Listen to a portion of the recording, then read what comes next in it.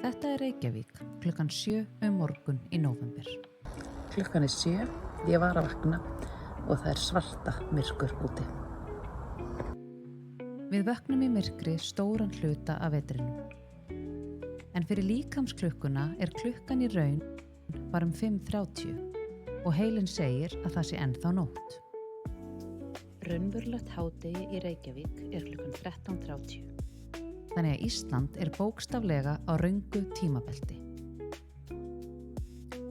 Börn ganga í skólan í myrkri, við fáum ekki morgunbirtuna sem að stillir líkamsklukkun okkar.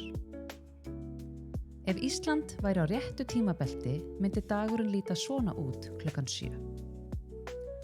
Og þetta væri birtan þegar börnin gangi í skólan.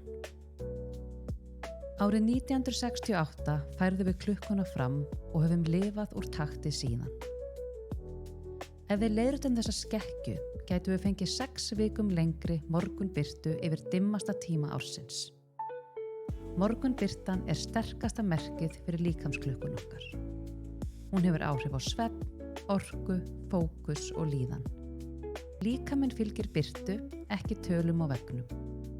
Hvernig væri að leiðrétta klukkuna og vakna í takt við sólina?